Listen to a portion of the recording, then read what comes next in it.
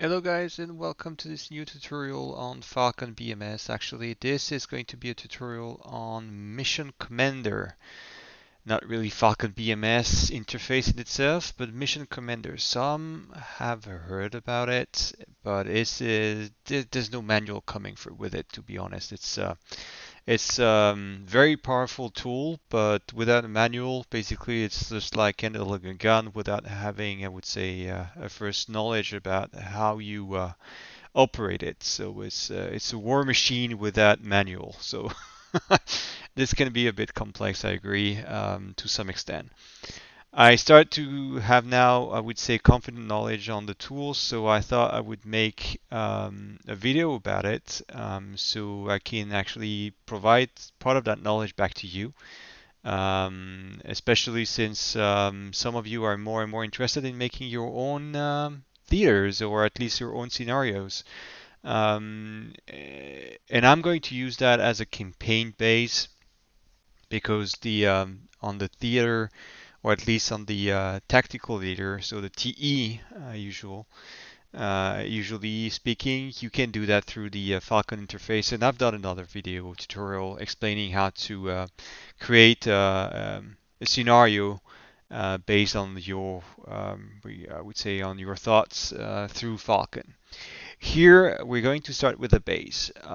So the current situation is that I have already saved a campaign status, basically the first seconds of the Rolling Fire campaign in Korea KTO campaign. So it's very easy the first time you start Mission Commander. By the way, I'll post a link on where you need to download it on the website. And I've basically opened here. I'll do that with you now. Basically Falcon data campaign, and then I've got here my MC test campaign. So now it's loaded, and this is the first screen you'll have when you load up a campaign. So you'll land here, and I'm going to go now into the tab descriptions because this is very important to understand what each tab is for as part of the Mission Commander introduction. So here we have the map tab. So it's basically here an overview of what you would have in Falcon if you were basically pulling up all options on reviewing what was available. Except here you don't have any fog of war, so you would see everything that is actually on the map, all the objectives, everything you have here is basically available to see.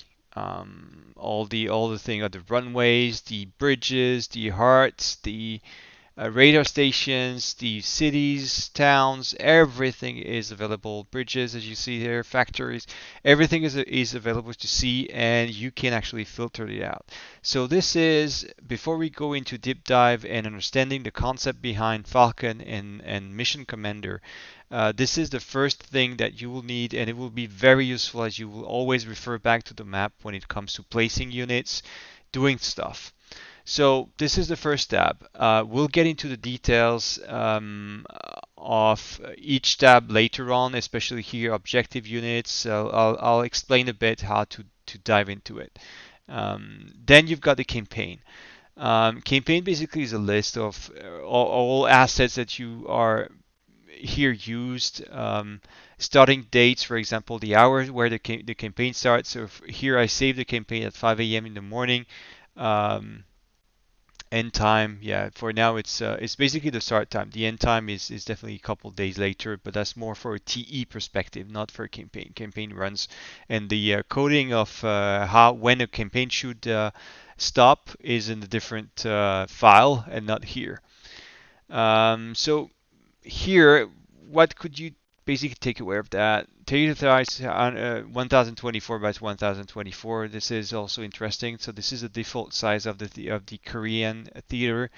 You just never touch it. This is like that. If you would touch it if you are a VETS editor and you want to create a new theater.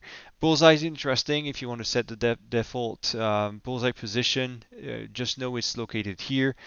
And then this is your starting squadron. So when you would connect, or at least start with the save that you have, this is the player squad, so the last squadron you've played with that will be selected here.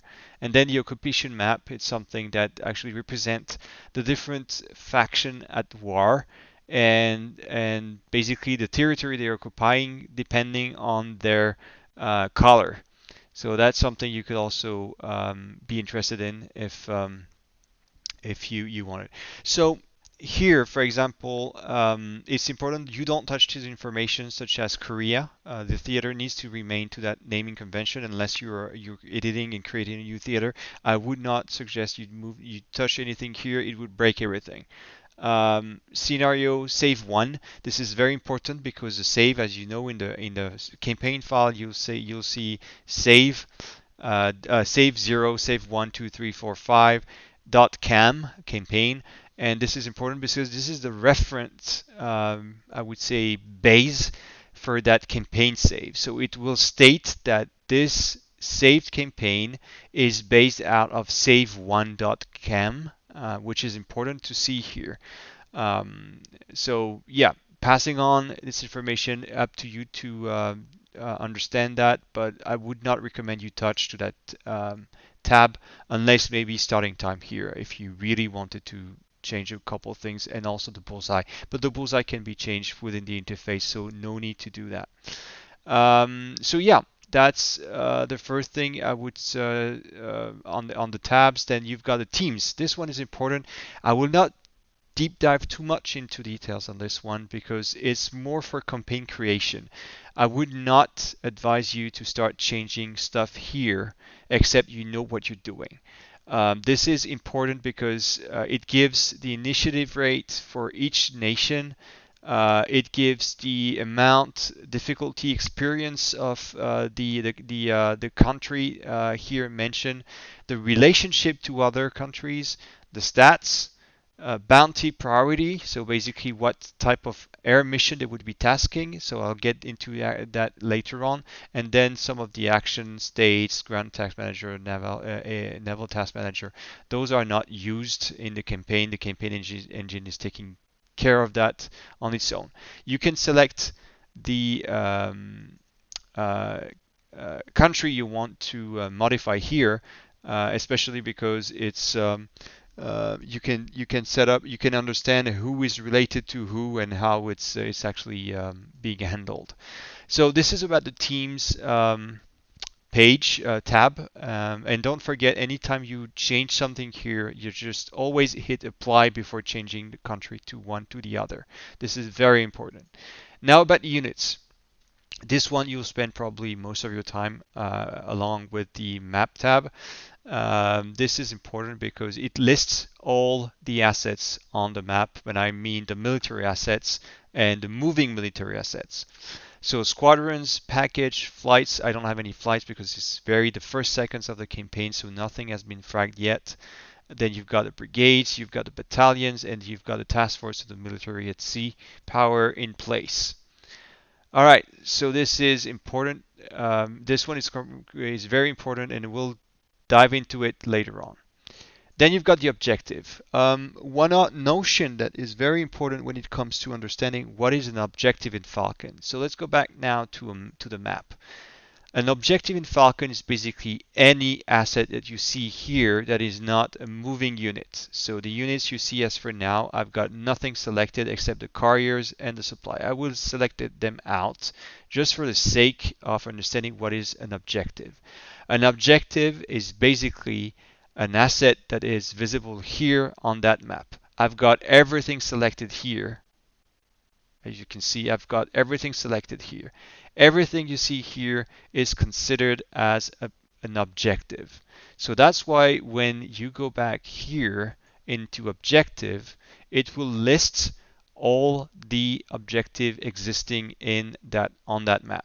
So as you can see here, it has pre-selected airbase, and we have a total of 2683 objectives available on that theater. So if I was to select all, in this case, I would select all the objectives, and so the 26 83 will be selected or at least visible from that list.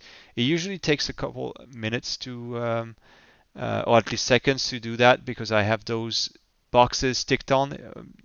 Keep them on if you want. It's important because if you want to have more colors, more information on and details on those objectives. Objectives is only modified if you're editing your own campaign. This is not the case here. We have a starting campaign on which, so it can only become available if you're editing save0.cam, for example. You will have the options available here, but this is not the purpose of that video. This is just an introduction to where you can find information in there. Objective delta, this is something that you can have when you are in the middle of a campaign. You've run it for a couple hours, days, or such. And the deltas will actually represent the progress. For example, here, if a blue unit or a red unit were taking over this intersect here, then you would see in the delta this objective being displayed here because it means that it has been taken from the blue by the red. So it's important here. Persistent object, same thing. It will populate here a list during the campaign once you have a couple hours in, a couple days in. Pilots. Not really interesting here. You won't do much here, given that it's the list of pilot names you can have in Falcon BMS. Nothing you can really edit here. By default, I would stick to the one that you have here unless you really want to have a fancy name, but I would not recommend playing with that. It doesn't really bring anything else to your experience. Events. Events is what is also considered as the trigger file or triggers. So events are triggered by a trigger file, basically. If you check in your folder here, so I'm currently in Mission Commander, but if I go back to my campaign folder from Falcon, then if I check the save campaign, so the save 0, for example, or save 1, if I can find them correctly. All right, there we go. As you can see here, we've got a TRI file, which is a trigger file, which with every campaign, root campaign file, so those save0.cam are root campaign files, are always come with trigger file. The trigger file is a file that can include conditions in order to trigger events. So as you can see here, I just started the campaign, but already an event has triggered.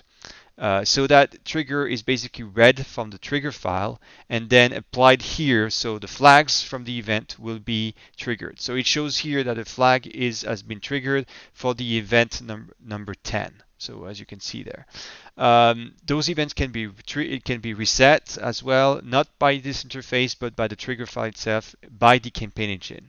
So it's really advanced. I don't consider that part of that introduction to Mission Commander. All right, this is the POL PAK object. So basically, POL is primary objective list, and then the PAK is the area map. So from that objective list, as you can see, those are priorities. What does it tell to the engine? And this is something that you can change as part of the I would consider that as part of the advanced. This is something that is when you're creating a campaign, you define the list of primary objectives. Primary objectives are always objectives that have a priority when you set them up above equals to 81 or above it. You should always have one target point that is, or at least one objective that is at 100. One or two, depending on one per camp, as we can see here. Seoul is 100 for the is 100 here, and Pyongyang also is 100. This is normal. We always select two cities or two. Usually those are cities that are objectives to the enemy territory. So for the allies, it will be a defensive priority. For the enemy, it will be an attack priority, for example. So this is very important to leave it as is, and then the priorities, or at least the level of action, will be defined by the terrain, by the, sorry, not terrain, but by the campaign engine itself. So that's why you have those values that are being already set here, because the campaign is updating those information while you're running it. So this is a state, and this is really important because this is the list of different objectives that you have in the campaign, and those will be translated into areas. So if I read the areas, so I read now PAK map, and now I'm going to color it. Two ways of doing that. Either you draw borders to see the different PAK regions, or you can color magenta, which gives basically a different color set just to have an overview of what's happening here. So you can have a draw border, for example, just to see the different regions. So this is basically one area here that you see is linked to one objective. As you can see here, I'm on Tosan. Here would probably be Seoul, as you can see, and then you would have something like Pyongyang somewhere around maybe there. I can't remember exactly, but there must be an objective for Pyongyang. Ah, there we go. Pyongyang is here.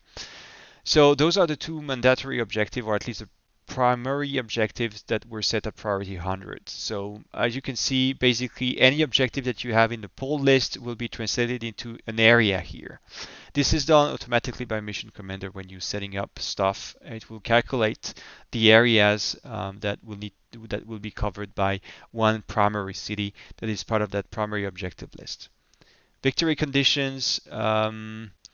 Usually this is as part of the trigger file. Nothing really important here for now. Maybe in the future would be camo skin. Could be something if you want to have, for example, very interesting. We'll pass on quickly and spend more time on the others. Then it's just that select country, squadron name, a skin set, and the aircraft type, and that will, once you've done that, basically you can save it, and then it will save a camo.cfg file, which will set the type of skin that must be used from a specific squadron in the game. Convert mission, this is if you got something from 433 or 432, for example, but mostly 433, and you want to convert it to 434, you can do it, or between two different updates from Falcon in the same major version, you can do that if there were changes from a database perspective. That can be done as well through that as a convert mission. Then you've got object strings. So the object strings are basically, they are, I don't know, I don't remember how many they are, but you see 1656 is the last one. And those are the names that you can see in the game. Those are the strings that are displayed for several objectives names, for example, or for sentences that you see in the game, or for events that you see in the games. For example, those are strings that are either edited manually by you or created by the game to make sure that you display correctly the names of those cities and things like that. So this is interesting because it will, if you want to change the name of a city, for example, it will be in this file. So yeah, objective strings. Then you've got the text string. Text string is mostly for other text-related things in Falcon, basically. As you can see, those are the allied pushes back. So those are linked to events, for example, a movie event string, for example. So that is the type of things that you could use if you are into creating a new campaign. I would not advise you to change that here, especially not if you're really beginning with Mission Commander. Units planes. This is the list of planes.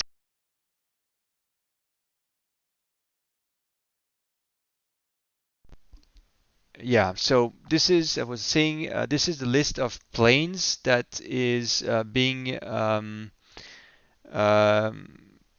that is displayed in the I would say main map when you are um, yes, when you are basically selecting the squadron that you want to fly with. The green ones are the ones that are human, that can be selected by humans. So that's why you see everything here. If you want to remove some of those squads as part of not being selected by a human, in this case you would deselect, reselect the ones that you want to have uh, selected by humans, for example, and save it back to the valid ACK.act. This is a specific file in the file that I've in the folder here that you would find here. But I do not recommend you touching it. This is for new campaign creation. Again, do not touch that unless you know what you do with that. Then you've got ILS. This is very interesting. Again, do not touch that if you're just editing an existing campaign. Um, do not touch it if you are yeah, do not touch it if you are editing an existing campaign, but this is important if you are creating a new theater or a new campaign from scratch, then you would need to assign those things. As you can see, this is a list of all the air bases and also VORTAC frequencies, as you can see. So whenever you have, for example, an airstrip or maybe a carrier in the game that is not that you have you are not sure about the frequency of it, then you can definitely open it through Mission Commander and check the different frequencies that are set here. So if I'm not mistaken, that would be tower, that would be ground, approach, LSO would be only specific to carriers. Then ops would be UHF1, so the ops channel, so the ones that you have when you start the game on uniform 1. And then the ILS here is, for example, the CLS, so ILS, CLS in the carrier. And then they would be allocated to run depending on the runway, the frequency, and the runway that is it's allocated to. There are some warnings if that frequency is already used somewhere else, and that I think is a guard channel. But anyway, so that's interesting to know, and that's about it for this thing. And then you've got all the default frequencies. So basically, when you are allocating a name in for your flight, UHF here. UHF and VHF would be actually be taken from that list. So this is also interesting to understand where it comes from. For example, if my name was, for example, Falcon 1, then by default, if you check in that list, let's go to Falcon 1, I know that it will be 290 for 60 for uniform and 134.55 for Victor. So this is also important to understand, and you can do that through the mission commander, and that's interesting. Stats, as it says, statistics, it takes the number of units on each camp and gives you a global statistic on what is being used, and you got here more information in details. Tactics, honestly, I'm not touching that. I don't really master that part, and I'm not even sure if how it's being used from the engine perspective or the flight perspective, and maybe it will be used later on, but I'm not proficient enough to give you information on that. Mission data is already existing, and as per we speak on Falcon 434 update, I think we are update 5 already.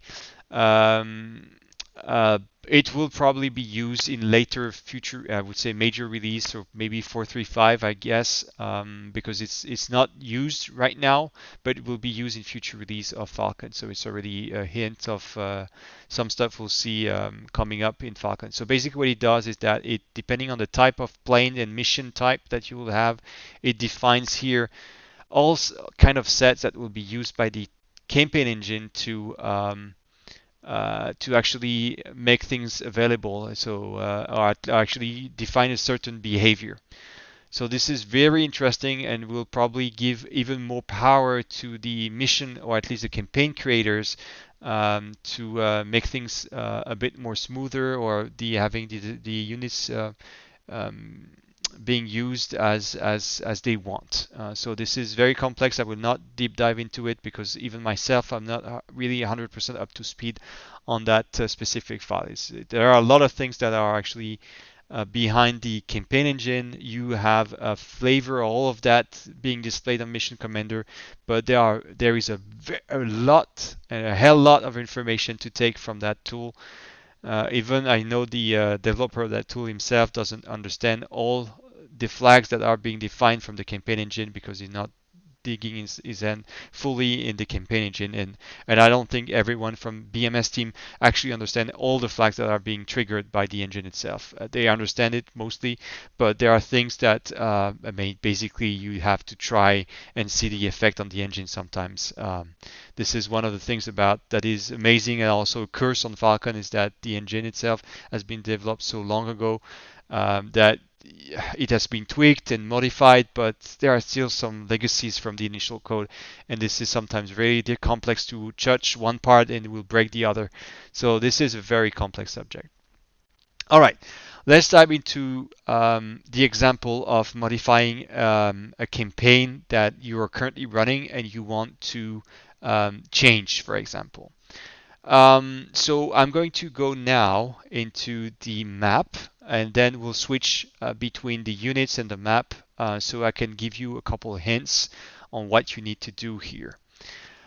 So we are currently on the map view. There are a couple of things that I need to show you.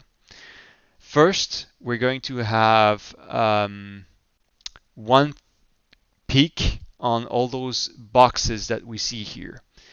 Show first owner, it's not really interesting. Objective delta also not really interesting as per this moment. You can show names.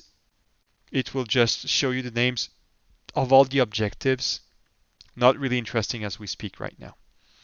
What I want to focus on is giving you a bit more understanding of all the things that the campaign engine needs to for you to actually be aware of and to work. First thing is to show all links, for example. All links, sorry. First, we'll have a couple of things. So show links, all links depends.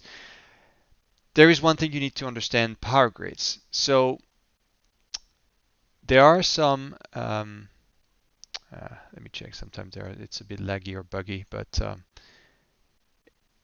those are connection basically from here, the power plant, to some of the other factories. That basically this power plant, if you put it down, it will disable the capacity from those factories to produce anything. I don't know if it incapacitate totally the factory, but it will have an impact on it because it's definitely linked. So that's part of the things that probably from a campaign perspective you should probably protect. The power plant should be stuff you could protect, for example, by a SAM site. We'll try to do one after that. So power grids is one thing. Then you've got all links. If I check the all links, yeah, all links are basically the roads. So it links the objective together. So those are the roads, and you can understand how those cities, bridges, air bases are linked together from a campaign engine perspective. In theory, I would strongly advise that the air bases should be should be a dead end to avoid having units crossing it. I don't know what are the limitations, but usually Mission Commander will give you information about that. It's more directed to the campaign. If you start a fresh campaign, or at least if you start to build your own campaign, there are things you need to know. I'm myself not very 100% proficient on that, so that's why I'm delaying a full hands-on on campaign creation for later, because this is a lot of information to take in. So those are basically the roads that you can see, the links between the objectives. This is really important to understand the progress of some of the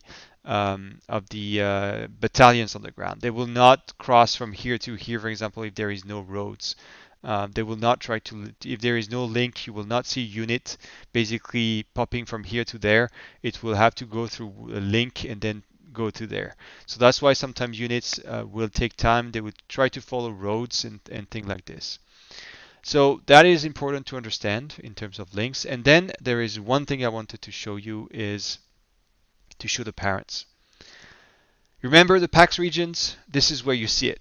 This is where a city here would be actually a parent for, as you can see, the web that is the different webs that are being drawn here. Basically, that region is a PAK. This one is a PAK, and blah blah blah, and all of these things are a PAK. So if I just remove that option and check that city, for example, let me check city, edit, and no, this is not the right case. So let me check. So those are supposed to be parents of. So let me check. South Daegu City, maybe that's the one. No, it's not the one. So in theory, maybe take a more obvious example. So if I take Seoul, for example, here.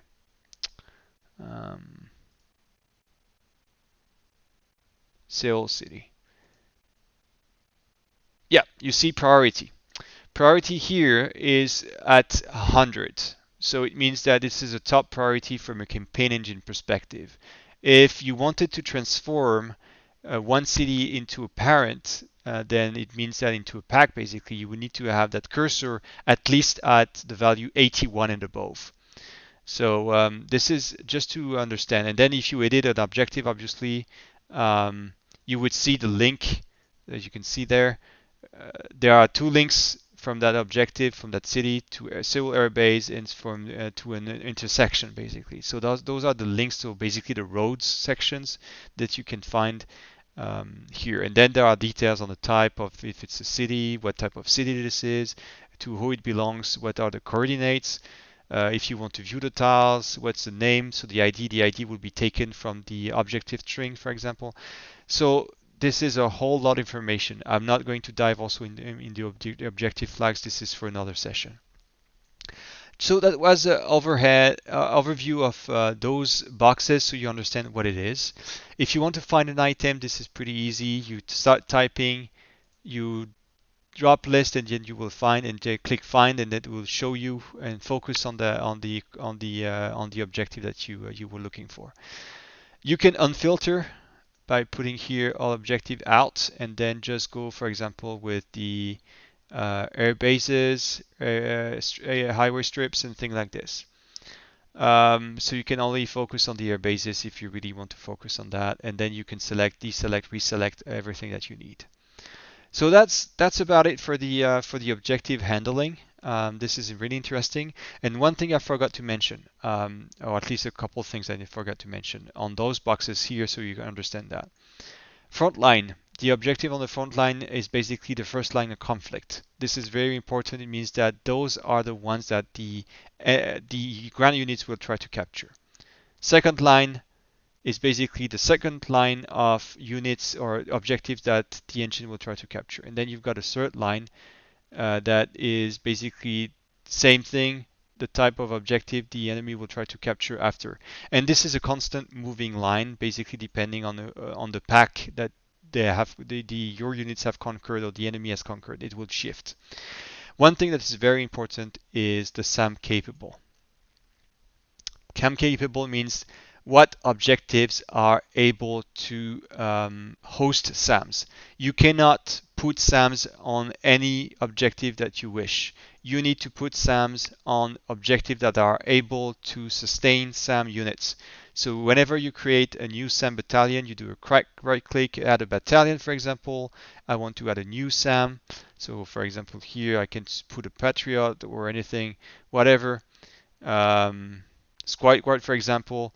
and you can say the name, the division, it's air defense, but and then you have the number of units that are currently being allocated by that type of air defense. So here the Sky Guard. So you would have all those units here available. So that's a peek of what you could do with this map and placing your units. So here I'm not going to place a new battalion or a new brigade. It's not the goal here, although I could be editing those. So next thing is about seeing the units on the map. All right. So you see there's tab objective and there's a tab units. So for the tab units, it's pretty obvious actually. Air, land, sea, air, all the type of squadrons. If I only want to see, for example, the squadrons that are fighters, it will show fighters. If I want to see where are located the AWACS, it would show maybe if there is one AWACS here, if there is another on the red side, we should see it as well. I think there is one, but yeah, on the Chinese side, for example, there is one, and there must be one also on the Korean side, but I'm not seeing it right now. Anyway, tankers as well. So you can filter out the type of units or at least squadron types that you want to see, so you can see and spread them out and change their locations and things like this. I'm going to unfilter that, or filter that out basically. Land. Okay, so you can do exactly the same thing as air, and sea will be exactly the same thing. For example, here, if I want to select the air defenses, I can select the air defenses, view where they're located. So you see here, they are always located on a SAM capable location. And then I can review the threat circle as the one you would see in the Falcon interface and change the country. So I can see which country has what in terms of air defenses and the coverage. So with that, you can actually get the coverage. So this is about it when it comes to the land. You can also obviously check the air mobile, mech, and all those type of units, um, and focus on one type of unit that you might need, supply engineers as well. Um, so yeah, this is about it for the land coverage from the map perspective, and then C. C, as we saw earlier, the CVN carrier. Then we've got supply, tankers, patrol, amphibious, cruiser, destroyer, frigate. All of those actually can be displayed through that tab. Okay, so um, there are things, for example, I'm not going to dive into details, like the advanced objectives options. Not going to dive into details here because this is more for campaign creation. That you need to check that. And you would need to basically do a specific dance each and every time you would change the value of a priority on an objective, but that's to be covered in a more advanced tutorial. Not this is far too complex right now if you're starting with Mission Commander. All right, let's go for the units part. Units, maybe for example, let's focus on one squadron in specifically here. I'm going to check the squadrons and the fighters. So there might be, if you right click here, you would see all the squadrons here available on that airbase. So for example, I want to change the type of the 80th squadron, which is block 40. So right click, I forgot to mention the right click, drag and drop. Basically, you can select a number of objectives and do a couple of things differently here, set priorities and stuff like that. But this is not what I'm trying to do right now. So I know this is the 80th squadron, so I'm going back to the units. Maybe filter at least order by call sign, so I can find the one with 80. So this is this one. So what I'm going to do now, and bear with me a minute while we open it.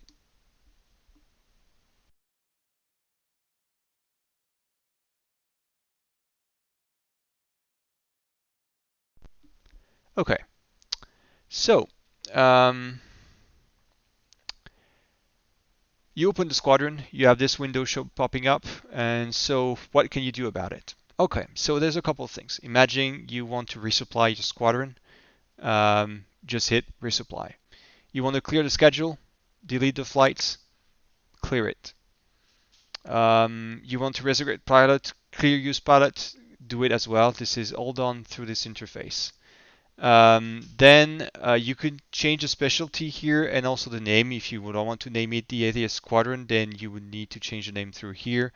That would be the number that comes up here on the call sign. Specialty, general air to ground, seed, ground attack, and blah blah blah blah. Rooster, I would not modify it. I don't actually know what those values are for. And then you can change the patch. Patch is just like if I wanted to change the squadron patch. This is through here. One thing that you would need to know, for example, is maybe as you saw earlier the skin. So if I click on the skin, you see the skin here, and you know there is a total of 7 skins available for that squadron. So if I want to check the first skin set, which is 0,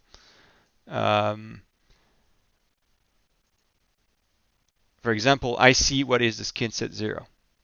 I can see number 1, number 2, and blah blah blah. And that's about it for the skin. You can view the 3D model as well. So it will pop up a window with the 3D model. So sometimes you will see blank areas, which is just because of the textures or the nature of the textures.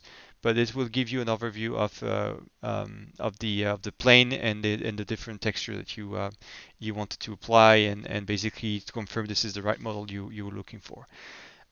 If you want to move that squadron to another airbase, in this case, you would just either unzoom and select the right one. So for example, if I wanted to do that, I would select Cheongju and apply. I'm not going to do that. But here, if I want to change, and then one thing important is the set by HQ. Untick that if you want that squadron to be only human, meaning that you don't want the campaign engine to do the missions for you. Untick that box and basically when you get out, apply it. Change aircraft type is probably the one you want to go for. For example, you want to go for a block 52. You would change it to F16 Charlie Mike 62 and go for the 3D view model, so you can have an overview of what type of model it is. This is honestly, there's not much of a difference between the block 40 and 52. So yeah, and you would change the aircraft type here. So for example, here I'm going to change it to block 52, apply. So it's going to reflect here Charlie Mike 52, sorry. Be advised that you need to make sure that there are no flights in the air before you do that. So you'll need to remove any scheduled flights. So the type of aircraft actually applies correctly. And then once you've done that, resupply, you cannot add weapons from here. That is into a much deeper and more complex stuff that I will not dive into. But basically, this is coded in the database. This is not a value. At least the maximum amount and the type of weapon you can get is not is hard coded within the database of Falcon. So you cannot add a new weapon from here. This is impossible. This is not suited for that. Last thing I wanted to mention, because it's already a very long video, I admit, and the goal is not to overwhelm you with too much information. This is about the advanced option. This is very important. Here, this is the airbase coordinates, for example, and those are the options in green are the one that maybe you need to understand. The other ones, I would not touch it. Those are things that you should not touch at any cost. The engine might and will need to take it care for you. You will not force that unless you know what exactly you're doing with. Ordered, no plan, don't touch it for now. It's not needed. The engine or mission commander, when you create a new squadron, basically will do that for you. Parent is important, especially for the squadrons. The squadron is always the parent, meaning that this is the referent object, the root object. Here, when I untick the box set by HQ, basically human control will pop in, meaning that you are controlling that unit.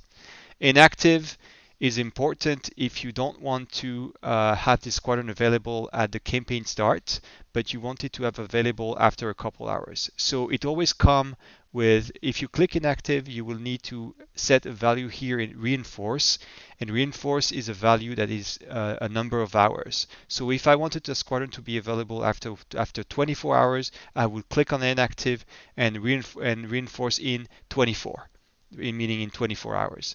So that is something that you need to understand and you need to know. The other values, you don't touch it. This is already done directly by Mission Commander, is taking care of that for you. You don't need that. So that's the essence of it. And what I've figured and what I've showed you here on the squadrons can be applied also on the battalions and the brigades. In terms of parents, as you can see, as you've seen on that window just now, brigades are always parents for battalions. If battalions do not belong to a brigade, in this case, they will be their own parents. That's something you need to understand. One last thing that I need to mention here is the advanced unit functions. Especially interesting if you're adding units, especially ground units and SAMs, you need to have a couple of fixes. So if you want to fix squadron roosters, not reassign squadron pilots, don't do that. You don't need that. Restore all squadrons, resupply the squadrons. That can be done massively through that command. If you want to fix the battalion roosters, same thing. It can be done through here, and it will batch fix all the battalions here. Resupply the SAM's battalions. It can be done through with that command here. You cannot do manually, I think, from the interface here, but at least if you click that, it will resupply the SAMs. Check air defense orders just to make sure that the SAMs are all set to air defense order with the correct flags. Check SAM location. It will tell you if a SAM location, if you put a SAM into a location that is not good, then in this case it will actually tell you which SAM is actually badly placed from the map perspective, and then assign the air defense to the current objective, meaning that they will remain on their current location unless the campaign engine asks them to move around. So that's, and then if you need to change a team from the other, but that's more for a campaign perspective. If you were editing and you were creating a new campaign, you want to switch from one team to the other, you can do a batch through, you can batch do it from here, from to, and change the team, and that's it. So this is, I would say, a starter tutorial on Mission Commander. It's been very long. I now wanted to do that actually to cover the basics of it. I hope it has given you enough information on how to manually edit stuff within Mission Commander. I'm not going to deep dive into some of details here and there, but bear in mind that by default there are things that you should touch, other things that you should not touch, and I will probably do another session later on more advanced, but it will probably be in several episodes, because campaign edition, or at least if you want to create a new campaign from ground up, that will take a lot more of knowledge of the other tabs I've been showcasing. But at least here you have a good example, a good understanding overall of how to navigate within Mission Commander, and I hope it was useful for you. Well, until then, I hope you will find this again useful. Make good use of it. Mission Commander is a very powerful tool, but it's very difficult to handle. So until next time, well, I wish you good flights and see you on the Falcon Lounge. Bye bye.